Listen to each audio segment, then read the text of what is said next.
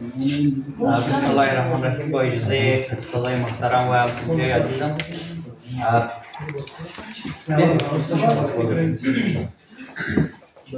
نام از بلاک ایتان امیلیار است. تیم یاسین محمدی و سوپروایزر ما استاد نجم الدین سادات. موضوعی که ما پروژه گرفته بودیم یاسین محمدی.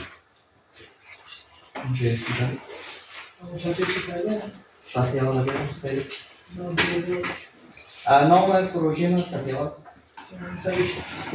نام پروژه ما Event Notifier for Ministry of Interior. یعنی ما می‌خواستیم یک اپلیکیشن را بسازیم، یک وبسایت بسازیم که امی ایونت های حادثات را نوتیفایر کنه. یک صفحه رو پیش رو نسیم جان. آجندا رو که میشیم مستقیم در اینترودکشنش خود این ایونت نوتیفایر سافتیرهایی هستند که حوادث یا خبرها یا امی جزئیات برای مردم چی میکنه ایره اعلان میکنه یا نوتیفایر میکنه. در بخش پرابلم استیتمنتی بود که وزارت داخله کدام سیستم خاص فعلا نداره که از مردم بتونه امی حادثات یا رخدادی که میته رو برای وزارت گزارش بده و خود وزارت هم تو یک سیستم فعلا که امو اطلاع رسانی کنه بغیر از صفحات اجتماعی و تلویزیون ها کدام سیستم خاص مربوط به خودش نداره.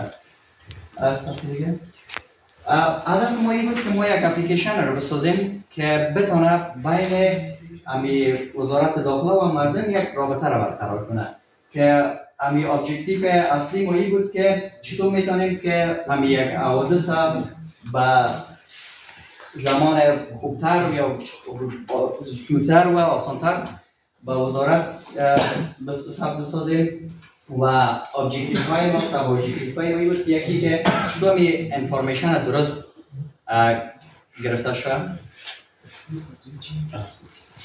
و دیگه هم چطور میتونیم که امی انتراکشن یا می روابط بین مردم و وزارت داخله را آسانتر بسازیم. خب ریسرچ کوئسچن های ما این بود که چطور میتونیم که این معلومات درست‌تر و زودتر بتونیم که ثبت کنیم و سوالای دیگه شما گفته که چطور میتونیم که بین مردم و بین وزارت ارتباط برقرار شود. صفحه دیگه لیترچر ریویو. ما در بخش لیترچر ریویو چندین سایت ها را در کشورهای مختلف مطالعه کردیم که یکی از اون کرایم استاپر است که در سال 2005 در سال 2005 در بریتانیا این تأسیس شد و این منجر شد که تقریبا 4300 نفر از مجرمات دستگیر شود و همچنان وبسایت دیگه که ما مورد مطالعه قرار دادیم reportmylose.com است که در این سایت این هم در بریتانیا بود که در اینجا مردم چیز اموالشون گم میشه باز به این سایت راپور میدن و از طریق وزارت میفهمه که چی گم شده و زودتر پیدا میشه. و سایت دیگه که ما مطالعه کردیم یک اپلیکیشن موبایل بود و این alert cops بود که در کشور اسپانیا بود. این هم مشابه به کرایم استاپر کار میکرد، جرایم ازشیا کار میکرد همون صفایی که سایت هایی هستن. در بخش میتودولوژی ما یکی ریسرچ میتودولوژی داریم یکی هم پروژکت میتودولوژی. در بخش ریسرچ میتودولوژی ما ابزرویشن گرفتیم و کوالیتیو دیتا چون همی سایت هایی که مطالعه کردیم نظر به اون ما مقایسه کردیم اما سایت خود یعنی وبسایتی که میسازیم نظر به اون چیزا ما ساختیم. کوالیتیو دیتا کدام میتود است؟ نه یعنی مقایسه یعنی کیفیت زور مد نظر گرفتیم چون چی کیفیت ها داشتیم. والا نشته که میتودولوژی در کوالیتی با چی گرفتی ابزرویشن همون جاش یک زده و در بخش پروژکت میتودولوژی ما اجایل گرفتیم. اجایل به خاطر گرفتیم که چون ما در جریان کار همیشه یک کار را که میکردیم تا قسمت میرفتیم چون تجربه خلال نداشتیم پس یک جای ما ضرورت داشتیم که برگشت کنیم. از اون خاطر نسبت به واترفال اجایل خوبیش همیست که ما میتونیم برگشت پذیر باشه و از بخش اجایل هم چیشه گرفتیم؟ اسکرام گرفتیم؟ اسکرام؟ برو به کار عملی برو.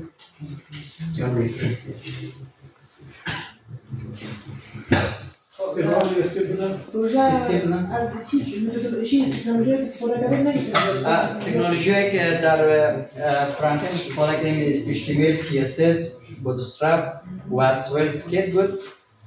در بخش جاوا اسکریپت هم در بخش فرانت بود. در بخش بک اند از اکسپرس کار کردیم، نود جی اس کار کردیم و مونگو دی بی باعث تکنولوژی بک اند.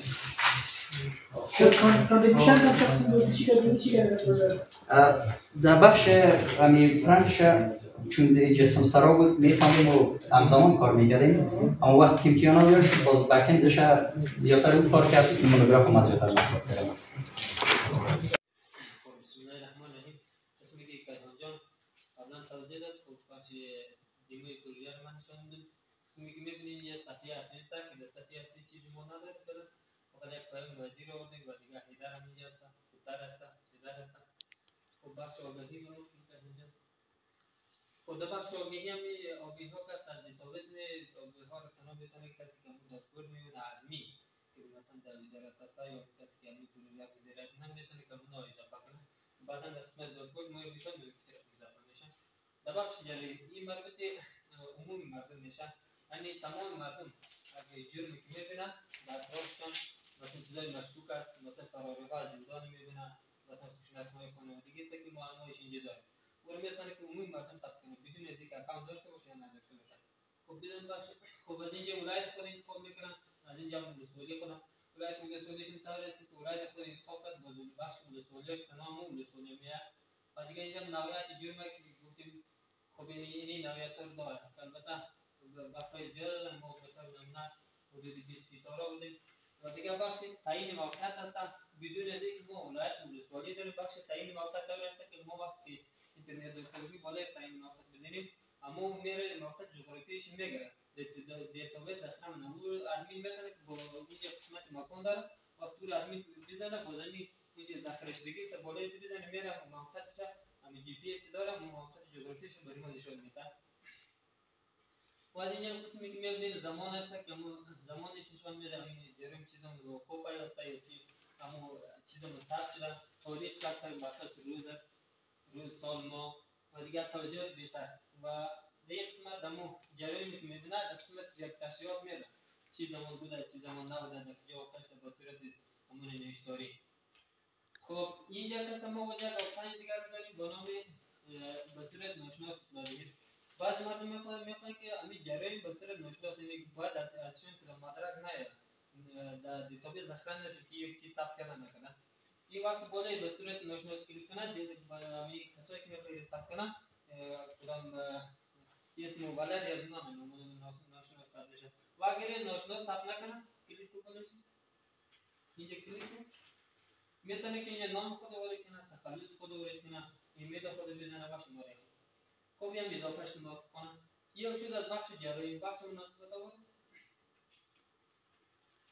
خب بخش مناسبت ها و بخش جرایم ممکن فرق داره.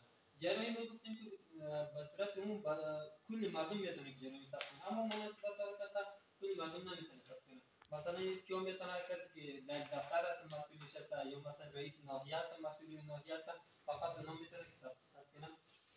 خب ما یه علی داریم این را کس نمیتونه کنه. ما این مثلا علی که اینجا زدیم علی قبلا یک اکانت داره این سر که رمزش میزنید یا یک اکانت این چی رو بزنید که علی نزن یا یک چیز دیگه بزن که اکانت وجود نداشته باشه. مثلا یاسین ولی ولایتش انتخاب کن از اینجا مثل جرایم ولایتش انتخاب میشه ولسوالیش انتخاب میدیم نوعیت مناسبت تعیین و چی مناسبت است. خب اینا را تشریح دادم و شروع زمانش از چون مناسبت هاست یک مناسبت است ممکن یک روز دو روز سه روز طول داشته باشه باید یک هم شروع داشته باشن پایان پس از زمان است ساعت پایانیش. خب روزش بیا تعیین میکنیم که اینجا در کدام روز شروع میشه این شروع روزش هست این پایانش در کدام روز ختم میشه و از اینجا قسمت فایل هم داره که میتونیم فایل انتخاب کنیم. او انتخابی است نمیدونه فایل انتخاب کنی یا نکنی. اگه بخش توضیحات بیشتر داریم. خب حالا ارسال کن.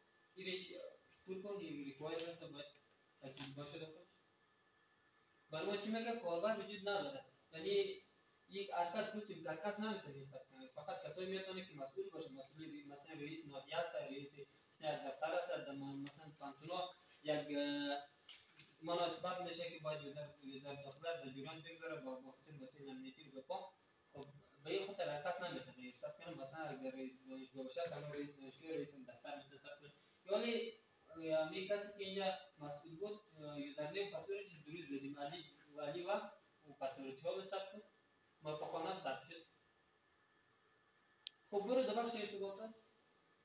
خب در این بخش که من بازم اگر همین جرایم و مناسبت ها رو که برای ما اطلاع میده با اگر تشکیل رسیدگی نمیتونه که از این پیغام خود به ما ارسال کنه که رسیدگی نشد و دیگه از این طرف میتونه به صورت کتبی بازم خدمت در ارتباط باشن. خب درباره ما درباره همین ایونت نوتیفایر پروژه است یا مثلا سازمانی که ما در نظر گرفتیم مثلا زیادتر متوجه وزارت داخله میشه. خب این قسمت بود از بخش فرانتندش. بخش بکندش داشبورد داریم. 10 تا از آخرین اتفاقات آخرین جرایم رو برای ما اینجا آورده.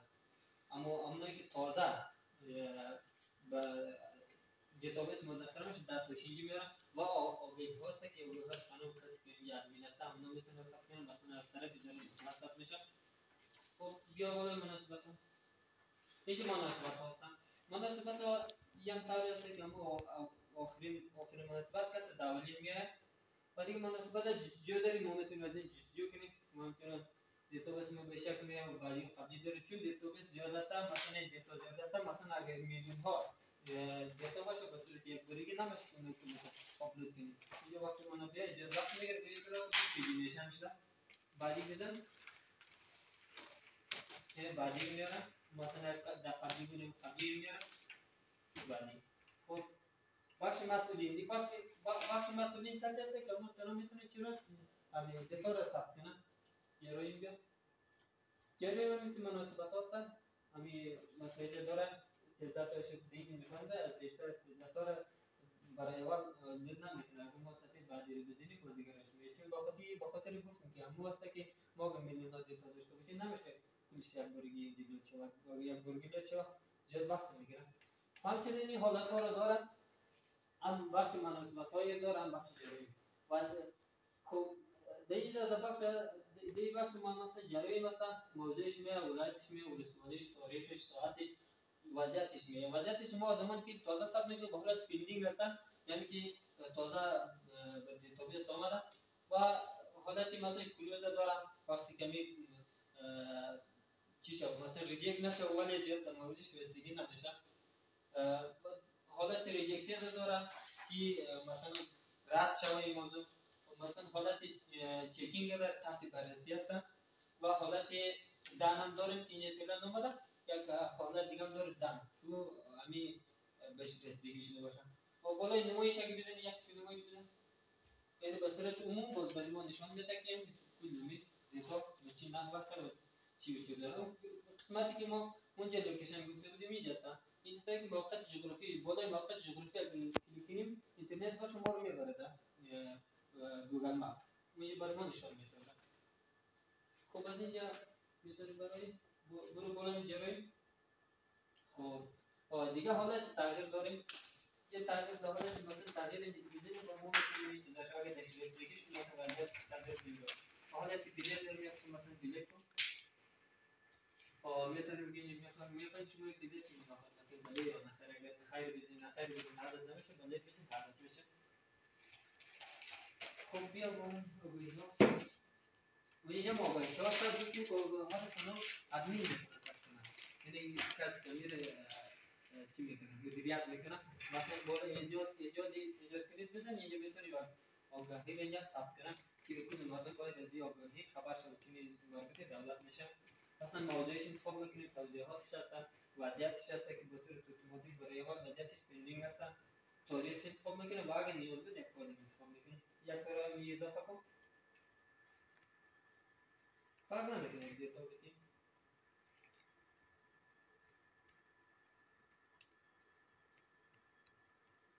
در توضیحاتش میتونم زودتر. سیس مشکل نداره سیس. وضعیتش رو بدیم انتخاب میکنیم مثلا پندینگ میکنیم و تاریخ شده فایل شما میتونیم با فایل میتونیم فایل سابمیت کنیم خلاص. این موافقانه اضافه شده کی بزنیم برای ماهیره اضافه کنید یا آگاه مثلا اینجا بسیم علمی موضوع مثلا برای آگاه ها زیادتر این موضوع نمیاد مثلا بیایی که مثلا امی چند وقت قبل که از طرف وزارت داخله یک آگاهی اومد که باید تکسی ها در شرکت باید رنگ سبز داشته باشه. این از قبیل این مواردی میتونیم اینجا اضافه کنیم تا مردم از این آگاه ها خلاص شد. و بخش پیغام هستن ولی پیغام او قسمتی که داشتیم ارتباط با ما از اینجا میتونه که مسیجا و از طریق از اون در ما کانتکت شه و اگه شکایت داشته باشه میتونه ثبت کنه. و بخش ادمین کسایی که داخل شدن مثلا کیهان امیریار هستن فقط امی میتونه دیگه داشور چی شود اضافه شد. ما چون اینجا مستقیم آمده چون ما قبلا نیره امی با این کیهان امیریار و با پسوردش که داره با فعلا دوری چیز و بخش لوگاوت هستن که اگه بالای لوگاوت بزنیم خارج میشه و از طریق کیهان میتونه دوباره چی بازش کنه. آن تو بزن بالای لوگین بالا بکنه یاریش اینجا بزن ادمین نه کجای لوگین ادمین بزن ادمین